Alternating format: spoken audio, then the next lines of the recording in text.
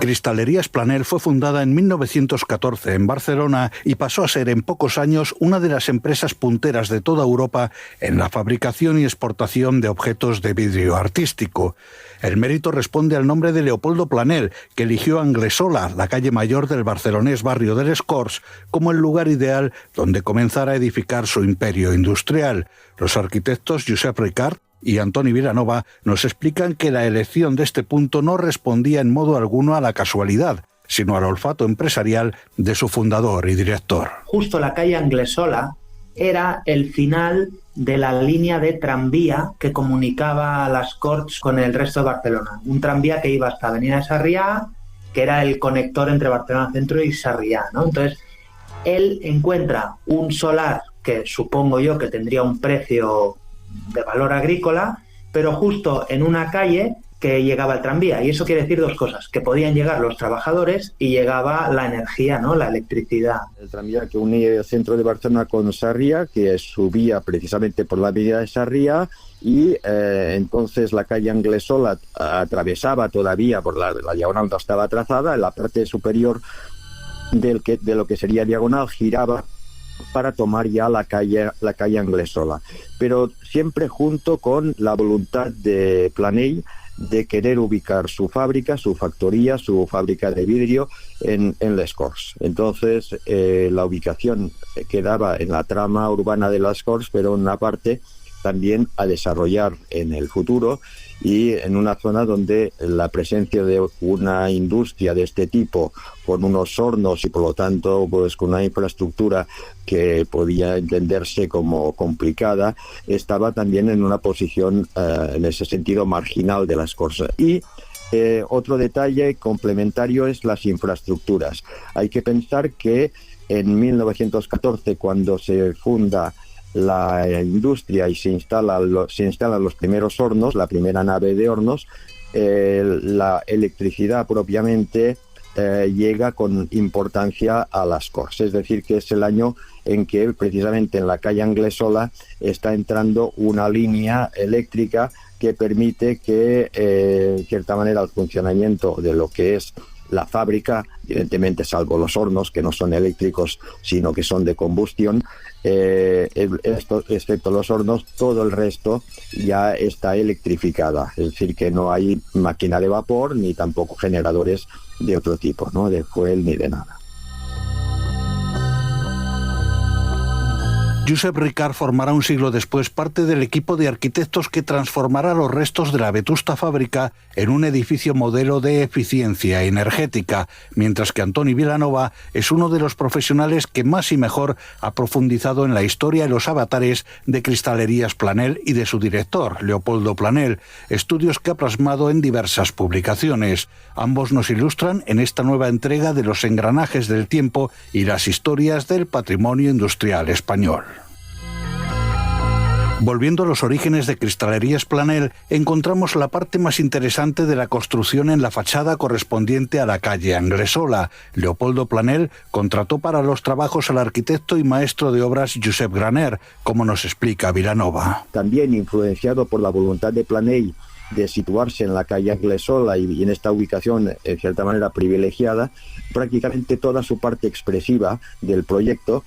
se caracteriza en la fachada precisamente de Anglesola. La fachada de Anglesola, donde destaca claramente el despacho de Planell, digamos de una manera muy determinada a través de una tribuna, y en esta tribuna aprovecha para hacer un trabajo, digamos, con mosaico. Es decir, con piezas de mosaico, donde pues está utilizando un expresionismo modernista. Aparte de la importancia propiamente de estos elementos decorativos con el nombre de la empresa, primero fue Planell i Borràs, después Planell i Ribas y finalmente Cristalerías Planell, lo que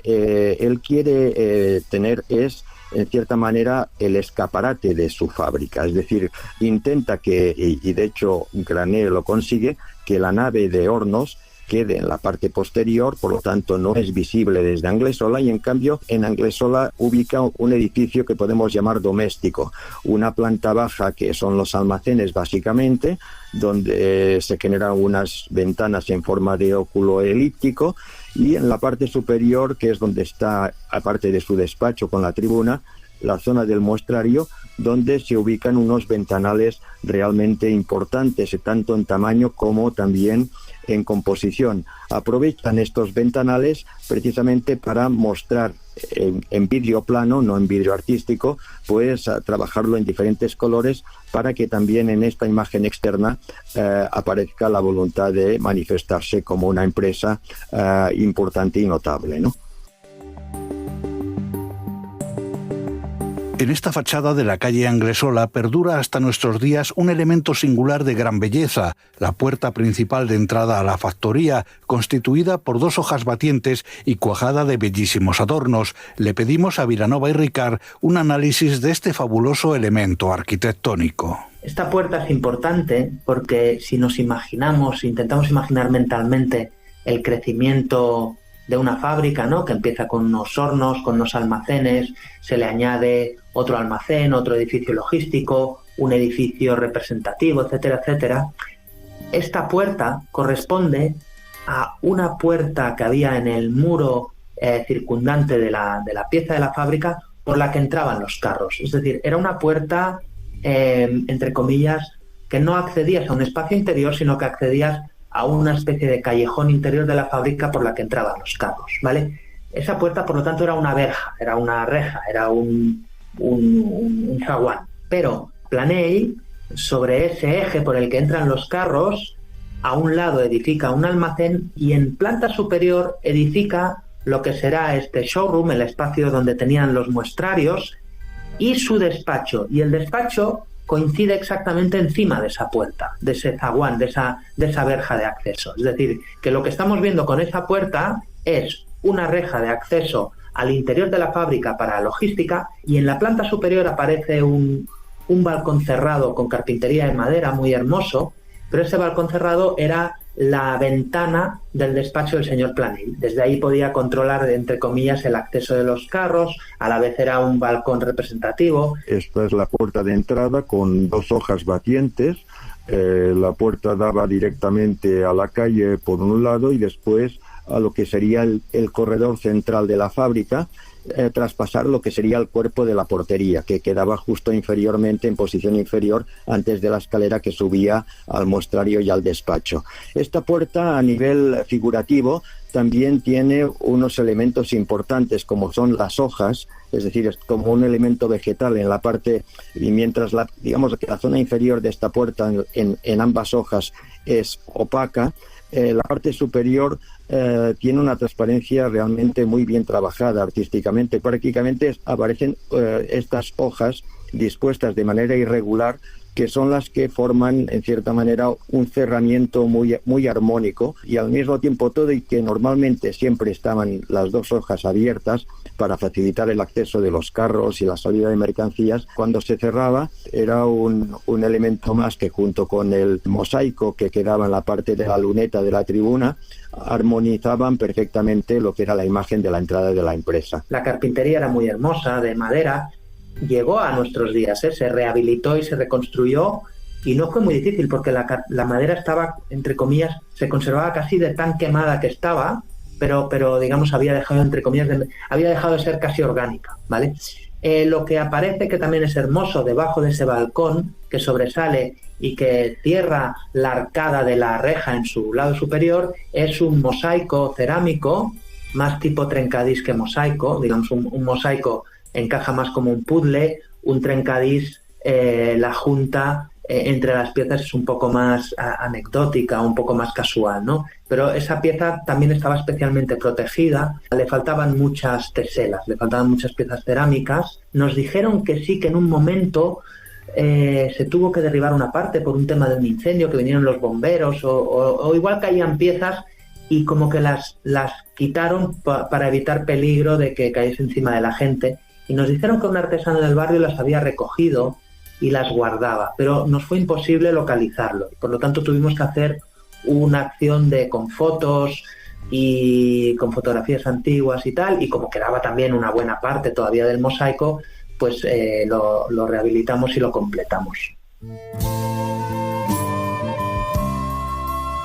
La fábrica vidriera de 8.000 metros cuadrados alcanzó gran prestigio y relevancia internacional durante la primera mitad del siglo XX, superando avatares políticos y económicos merced al acierto y talento de Leopoldo Planel, personaje que merece un episodio aparte. De hecho, su fallecimiento en 1953 marcará la decadencia del negocio y la factoría cerró sus puertas 4 años después. Sumida en el abandono, Cristalerías Planel se fue degradando por el paso del tiempo, el vandalismo y el propio desarrollo urbanístico de Barcelona. En la parte que correspondería al final de la calle Europa, una vía en diagonal que se abre también en el momento de la posguerra, es decir, ya en el urbanismo, digamos, derivado del plan comarcal del 57, esta vía ya tenía como expectativa una abertura directa a la calle Europa, concretamente hasta lo que sería la calle Numancia. Por lo tanto, ya incidía un poco en lo que podemos llamar la línea de flotación de la pervivencia de la calle Anglesola, es decir, puesto que la cortaría y con la anchura, prácticamente una anchura de 20 metros, es decir, anchura de calle de ensanche, aunque no sea trazado de ensanche, pues esta vía ya generaba una afectación importante a futuro. Recuerdo que poco después de finalizar el proyecto final de carrera, de manera rápida e inmediata es cuando se produjo el derribo de la parte, en cierta manera, no considerada como de protección o de respeto del edificio, puesto que en aquel momento todavía no podíamos hablar de catalogación o de protección física. Hasta el catálogo del 2000 no queda las cristalerías Planel protegidas como tal.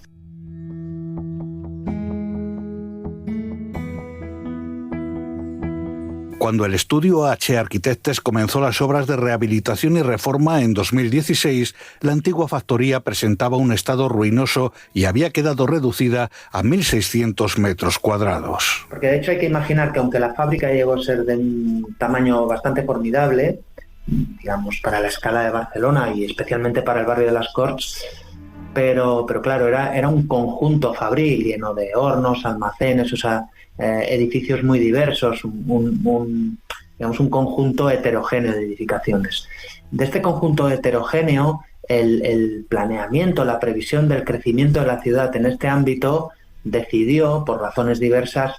que una calle que se llama Avenida Europa iba a ser prolongada y que cruzaría a través de este antiguo conjunto fabril.